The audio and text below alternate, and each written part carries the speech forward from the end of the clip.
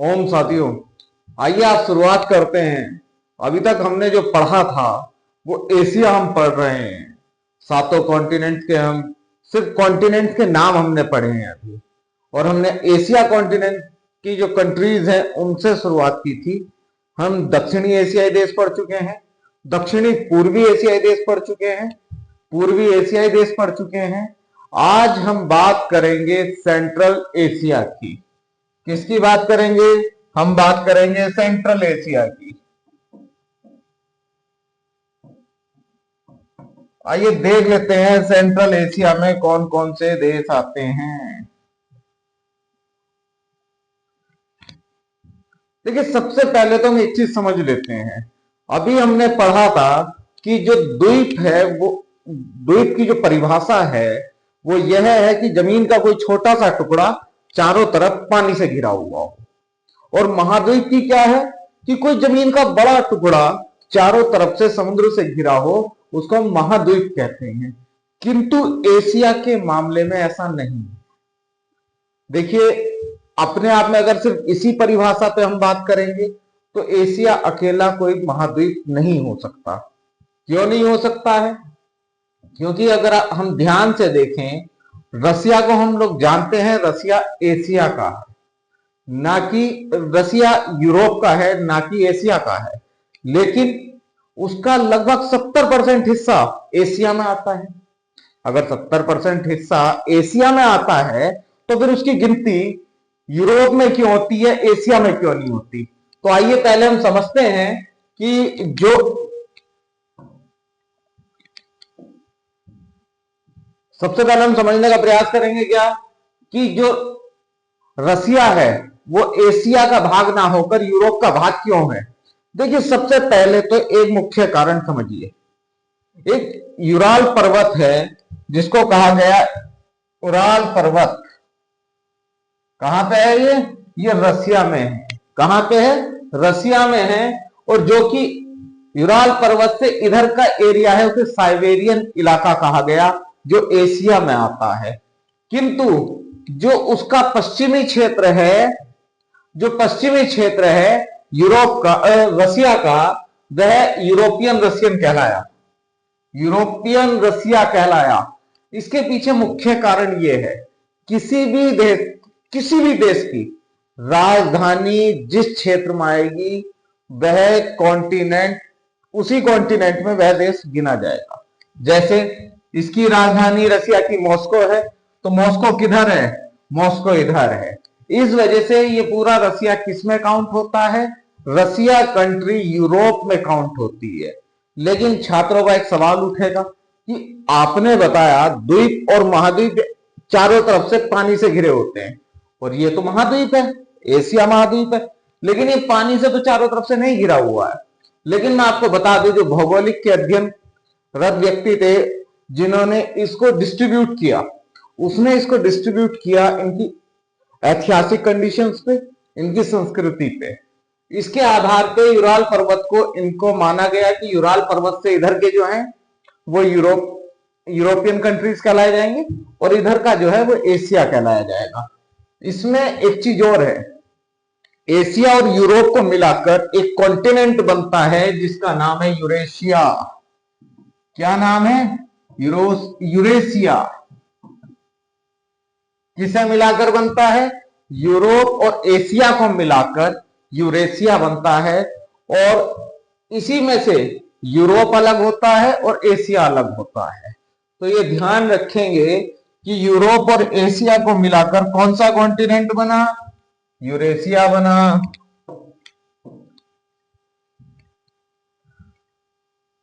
आइए शुरुआत करते हैं हम सेंट्रल एशिया की। उम्मीद है हम समझ गए होंगे। समझे क्या है? समझे ये है कि रसिया को दो भागों में कौन सा माउंटेन बांटता है? यूराल पर्वत बांटता है। पश्चिमी रसिया यूरोप में काउंट होता है और पूर्वी रसिया एशिया में काउंट होता है। रसिया का 70% भाग एशिया में काउंट होता है, लेकिन रसिया की 70% आबादी पश्चिम में रहती है। कहां रहती है? इस क्षेत्र में रहती है। कहां रहती है? इधर रहती है। और चूंकि मॉस्को उसकी राजधानी भी इधर है, इस वजह से रसिया देश यूरोप में काउंट होता है। आइए शुरुआत करते हैं। हम इसकी बात कर क्यों रहे थे? मुख्य कारण यह था भाई, हमने पूर्वी एशिया पढ़ लिया था, दक्षिणी एशिया पढ़ लिया था, क्योंकि हम उत्तरी एशिया की तरफ जा रहे थे। अगर हम उत्तरी एशिया में देख रहे हैं तो ये चीज हमें दिखाई दे रही है, ये रसिया का भाग दिखाई दे रहा है, इस वजह से हमने उत्तरी एशिया का जिक्र किया। अब आइए सेंट्रल एशिया की बात करेंगे। किसकी बात करेंगे? हम बात करेंगे सेंट्रल एशिया की, जिसमें 5 देश आते हैं: कजाकिस्तान, किर्गिस्तान, ताजिकिस्तान, तुर्कमेनिस्तान और उज्बेकिस्तान। उम्मीद है आप समझ गए होंगे। लेकिन अब हम इसको, नाम तो हमने सुन लिए, लेकिन हम इसको रटना नहीं चाहते हैं, हम इसको समझना चाहते हैं। कजाकिस्तान में ऐसा क्या हुआ कि हमें याद रहे? किर्गिस्तान में ऐसा क्या हुआ जिससे याद रहे? ताजिकिस्तान में ऐसा क्या हुआ जिससे याद रहे? तो आइए जानते हैं इसके विषय में, बहुत आसानी से समझ पाएंगे।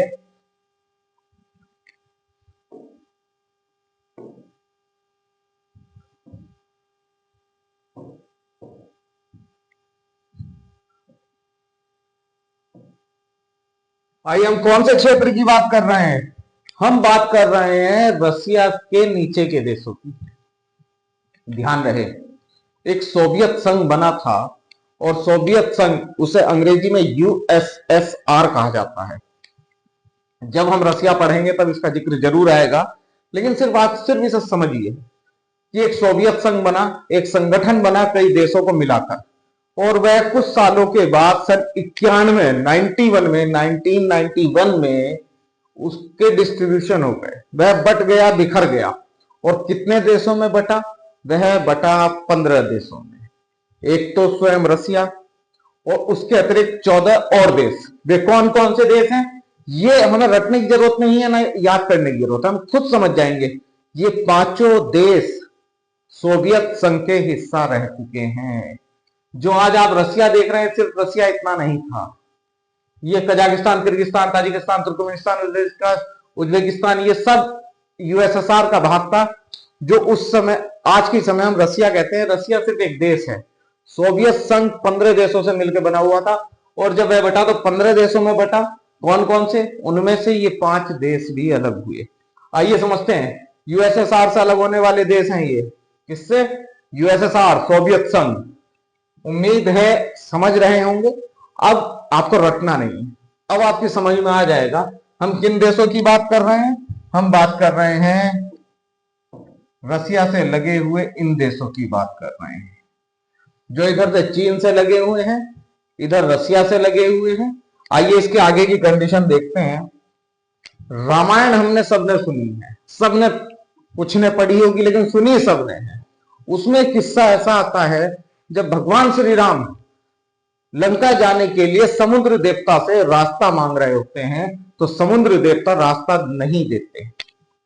अब बहुत निवेदन करने के बाद, 3 दिन तक रेगुलर पूजा विधि विधान के करने के बाद भी समुद्र देवता प्रकट नहीं होते हैं। अब श्री राम को वहां पर क्रोध आता है और ब्रह्मास्त्र का वे प्रयोग कर लेते हैं। लेकिन जैसे ही ब्रह्मास्त्र का प्रयोग करते हैं, तभी समुद्र देवता आ जाते हैं और उन्हें उनकी शक्तियों का बताते हैं कि आप इस तरीके से भी जा सकते हैं। लेकिन ब्रह्मास्त्र तो धनुष पे चढ़ चुका था, उसे किसी दिशा में तो छोड़ना था। जी हाँ, अब आप ये सोचेंगे हम ये बात क्यों कर रहे हैं। उस समय समुद्र देवता कहते हैं कि आप उत्तर दिशा में, कहां पर? उत्तर दिशा में ये अपना छोड़ दीजिए। कहां पर? उत्तर दिशा में। और जो वहां का समुद्र है, वहां का जो समुद्र है, कहां का? जो वहां का समुद्र है, वहां पे रहने वाले कुछ लोग दुष्ट हैं और उसे समुद्र को खराब कर रहे हैं। आप अपना ब्रह्मास्त्र उधर छोड़ दीजिए। लेकिन ब्रह्मास्त्र छोड़ने के बावजूद वहां पर श्री राम भगवान जी ने यह कहा कि यहाँ पर बहुत अच्छी वनस्पति होंगी, यहाँ पर बहुत सारे उसे वरदान दिए गए। लेकिन यह आज के हम कजाकिस्तान और ताजिकिस्तान की बात कर रहे हैं। आज के कजाकिस्तान की बात कर रहे हैं। कहां की? कजाकिस्तान की। भगवान श्री राम जी ने कहां पर करा? ब्रह्मास्त्र अपना छोड़ा इस जगह। कहां पर? कजाकिस्तान, आज के कजाकिस्तान में।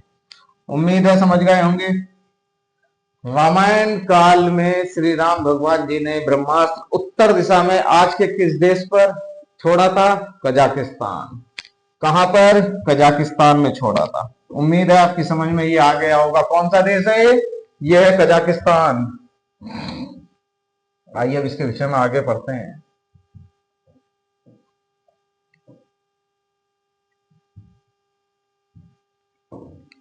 देखिए, कजाकिस्तान जो है यूएसएसआर से अलग हुआ। कौन से देश से अलग हुआ? यूएसएसआर से।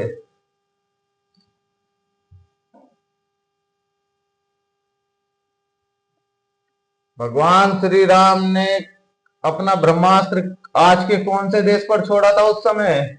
ये छोड़ा था कजाकिस्तान। कजाकिस्तान कहते हैं इस देश को। क्या कहते हैं? कजाकिस्तान। चूंकि सभ्यता के रूप में ये थोड़ा सा विपरीत था, इस वजह से इसको एशिया में जोड़ा गया। जैसे मैंने बताया कि इन देशों को ऐतिहासिक और इनकी संस्कृति के हिसाब से एशिया से जोड़ा गया। कौन से देश की बात कर रहे हैं हम? कजाकिस्तान की बात कर रहे हैं। भगवान श्री राम ने अपना ब्रह्मास्त्र उत्तर दिशा के किस देश पर छोड़ा था? आज के कजाकिस्तान के। आइए इसके बाद हम बात करेंगे किर्गिस्तान की। कौन से देश की बात करेंगे? किर्गिस्तान की बात करेंगे। देखिए, एक चीज समझने का प्रयास कीजिएगा, जो किर्गिस्तान है चीन से लगा हुआ है। अगर हम ध्यान से देखें, अगर हम ध्यान से इसको देखेंगे तो ये देखेंगे किर्गिस्तान की सीमा किससे मिल रही है? चीन से मिल रही है। जी बिल्कुल, चीन इस पे अपना अधिकार जमाने का प्रयास करता है। कौन से देश से? किर्गिस्तान से। कौन से देश की बात कर रहे हैं हम? किर्गिस्तान देश की बात कर रहे हैं। तो पहला देश कजाकिस्तान, दूसरा देश किर्गिस्तान। किर्गिस्तान के लिए एक चीज और प्रसिद्ध है, दुल्हन का अपहरण जैसी चीज। यहां पर एक ऐसी परंपरा जो आज शर्मसार कर देगी इस चीज को सुन के कि क्या ऐसा अभी भी होता है। वैसे दुल्हन के अपहरण पर वहां पर कम से कम 10 साल की सजा है और कठिन से कठिन सजा देने का प्रयास किया जाता है, लेकिन बहुत आज भी ग्रामीण परिवेश में वहां के दुल्हन का अपहरण जैसी घटनाएं घटित होती हैं। ये कोई जानबूझ के नहीं होता है, वहां की सभ्यता के अंतर्गत ही आता था। क्या? दुल्हन का अपहरण। जी हाँ, जानबूझकर किसी लड़की को वहां से उठाकर ले जाना। जो उठाकर ले जाता था या जिसके लिए उठाकर ले जाती थी वह लड़की उसकी दुल्हन होती थी। अगर लड़की ऐसी स्थिति में मना कर दे कि मैं इससे शादी नहीं करूंगी, तो वहां की ये बड़ी बेइज्जती की बात होती थी। ये कौन से देश की बात कर रहे हैं हम? बात कर रहे हैं किर्गिस्तान की। कौन से देश की बात कर रहे हैं? किर्गिस्तान की। दुल्हन का अपहरण जैसी सभ्यता कौन से देश में थी? किर्गिस्तान में। लेकिन इसको 2013 के आसपास बैन कर दिया गया और सजा इसके लिए निर्धारित की गई। किस चीज के लिए? दुल्हन का अपहरण। कौन से देश में? किर्गिस्तान। श्री राम भगवान ने अपना धनुष कौन से देश पर, आज के कौन से देश पर ब्रह्मास्त्र छोड़ा था? कजाकिस्तान। दुल्हन का अपहरण कौन से देश वाली सभ्यता है? किर्गिस्तान। उम्मीद है आपकी समझ में आया होगा।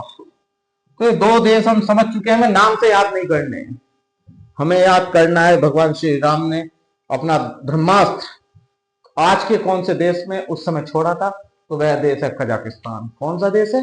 कजाकिस्तान। दुल्हन का अपहरण जैसी सभ्यता कौन से देश में पनप है अभी भी? किर्गिस्तान। खैर अब तो बहुत कम हो गई है, लेकिन ग्रामीण परिवेशों में कहा जाता है ये अभी भी है। आइए इसके बाद बात करेंगे ताजिकिस्तान की।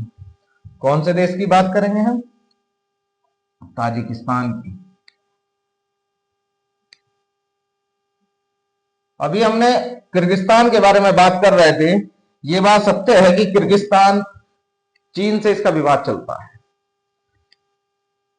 चीन इसके जमीनी टुकड़े को अपना कहने का प्रयास करता है। चीन की तो आदत आपको पता है, लेकिन किर्गिस्तान याद रखिएगा भी। आइए अब आगे बात करते हैं ताजिकिस्तान। जी हाँ, भारत का एक ताजिकिस्तान भारत के लिए एक ऐसी जगह थी जहां भारत ने अपना पहला एयरबेस, भारत के बाहर पहला एयरबेस बनाया था। कहां पर? ताजिकिस्तान ने। कहां पर? ताजिकिस्तान में। क्यों बनाया था? बनाया इस वजह से था साहब,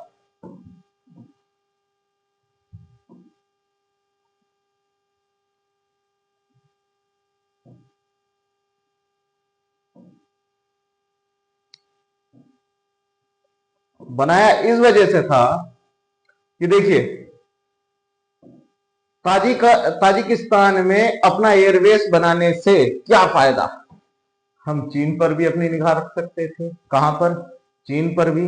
और हम यहां से अफगानिस्तान और पाकिस्तान जैसे देश पर भी निगाह रख सकते थे आसानी से। कौन से देश की बात कर रहे हैं हम बात कर रहे हैं ताजिकिस्तान की। दुशानबे इसकी वैसे कैपिटल है। ये बात हम बाद में करेंगे कैपिटल्स की, लेकिन अभी सिर्फ याद करने के लिए, आयनी एयरबेस इसका दूसरा एयरबेस और था भारत का। जब पहले एयरबेस की 2008 में चीजें खत्म हो गई, लेकिन उससे पहले 2002 में एक आयनी एयरबेस जगह है, उस पर भारत ने अपना पूर्ण एक किराया देता था भारत, और उस एयरबेस को हैंडल करता था भारत। लेकिन 2022 में उसका एग्रीमेंट खत्म हो गया, जो री एग्रीमेंट नहीं किया इन लोगों ने। किया क्यों नहीं? खैर, इस विषय में हम कभी बात करेंगे। रसिया और चीन के दबाव में। जी हाँ, रसिया और चीन के दबाव ने इस एयरबेस का री एग्रीमेंट नहीं किया। किसने नहीं किया? ताजिकिस्तान ने नहीं किया। किसके साथ नहीं किया? भारत के साथ नहीं किया। भारत का पहला अपने धरती से बाहर किस देश में एयरबेस था? ताजिकिस्तान में। कौन से देश में था? ताजिकिस्तान में। कौन से देश में था? ताजिकिस्तान में। हम बात कर रहे हैं ताजिकिस्तान की। भगवान श्री राम ने ब्रह्मास्त्र आज के किस देश पर छोड़ा था? कजाकिस्तान। दुल्हन का अपहरण जैसी बेकार, मतलब असभ्य सभ्यता कहां पर है? किर्गिस्तान की है। कहां की है? किर्गिस्तान की है। भारत का अपनी धरती से बाहर पहला एयरबेस किस देश में? ताजिकिस्तान। ताजिकिस्तान के विषय में यह भी कहा जाता है कि जब ये 1991 में अलग हुआ, कौन? ताजिकिस्तान। जब सोवियत संघ थे, ये पांचों देश सोवियत संघ के हिस्सा थे। सोवियत संघ से अलग हुए तो अपनी सरकारें भी चलानी थी, लेकिन ये गृह युद्ध का शिकार हो गया, और गृह युद्ध का इतना शिकार हुआ कि इससे अपनी आर्थिक नुकसान बहुत उठाना पड़ा। कौन से देश को? 5 साल चला, सन 92 से लेकर सन 97 तक। कहां की बात कर रहे हैं हम? ताजिकिस्तान की बात कर रहे हैं। कहां की बात कर रहे हैं हम? ताजिकिस्तान की बात कर रहे हैं। आइए इसके बाद चलते हैं अगले देश पर। अगला देश है तुर्कमेनिस्तान। कौन सा देश है साहब? अगला देश है तुर्कमेनिस्तान।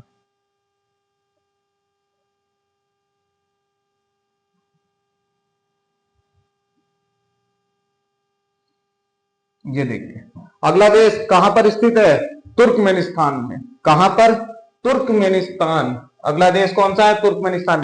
यहां के लिए क्या प्रसिद्ध है? जी हां, एक नरक का दरवाजा। नरक का दरवाजा कौन से देश में? तुर्कमेनिस्तान। नरक का दरवाजा कौन से देश में? तुर्कमेनिस्तान। इसे नरक का दरवाजा क्यों कहा गया, या किस चीज को नरक का दरवाजा कहा गया है? क्या उसे निकलकर नरक देखने को मिलता है? जी नहीं। तुर्कमेनिस्तान में एक जगह ऐसी थी जहां पर खुदाई चल रही थी, लेकिन चूंकि यह सोवियत संघ का हिस्सा हुआ करता था, यह 1971 की बात है।